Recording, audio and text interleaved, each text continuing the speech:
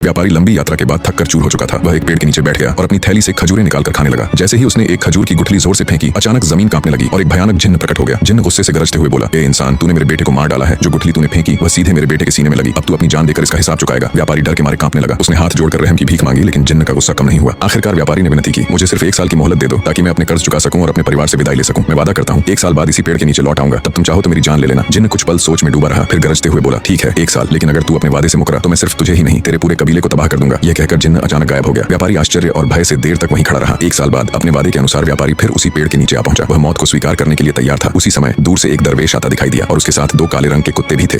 दरवेश ने व्यापारी की हालत देखी तो नरमी से पूछा, ए मुसाफिर, तुम यहाँ इतनी बेबसी में क्यों बैठे हो? व्यापारी ने सारी कहानी बयान की, जिन्न का प्रकट होना और 1 साल की मोहलत का वादा। दरवेश मुस्कुराकर बोला, अगर तुम इजाजत दो तो मैं तुम्हारे साथ यहीं रुकता हूँ। कुछ ही पल बाद वही भयानक जिन्न प्रकट हुआ और बोला, तुम वादे के मुताबिक लौट आए हो, क्या तुम मरने के लिए तैयार हो? तभी दरवेश आगे बढ़ा और शांत आवाज में बोला, हे महान जिन्न, अगर मैं तुम्हें एक ऐसी अजीब कहानी सुनाऊं जो तुमने पहले कभी न सुनी हो तो क्या तुम इस इंसान को माफ कर दोगे? जिन्न ने कहा, अगर तुम्हारी कहानी वाकई चौंकाने वाली और दिलचस्प हुई तो मैं इसे छोड़ दूंगा, वरना तुम दोनों मारे जाओगे। दरवेश ने सिर हिलाया और बोला, ये दोनों काले कुत्ते जो तुम मेरे साथ देख रहे हो मेरे सगे भाई हैं। हम तीनों भाई व्यापार करके लौट रहे थे, लेकिन रास्ते में मेरे भाइयों के दिल में लालच और जलन घर कर गई। उन्होंने मुझे धोखे से रस्सियों से बांध दिया और एक वीराने में मरने के लिए छोड़ दिया। मैं कई दिन तक भूखा प्यासा बेसहारा वहीं पड़ा रहा। फिर एक दिन एक बूढ़ी औरत वहां से गुजरी। उसने मुझे आजाद किया और कुछ खास मंत्र सिखाए। मैंने अपने भाइयों का पीछा किया और जब उनके पास पहुंचा तो उन पर वही मंत्र पढ़ा। वो दोनों इंसान से कुत्ते बन गए। मैं उनकी हालत पर तरस खाकर सालों से उन्हें अपने साथ लिए घूम रहा हूँ। जिन्न बोला, वाह, सचमुच ये एक बेहद चौंकाने वाली और अनोखी कहानी थी। मैं अपने वादे के मुताबिक इस व्यापारी को माफ करता हूँ।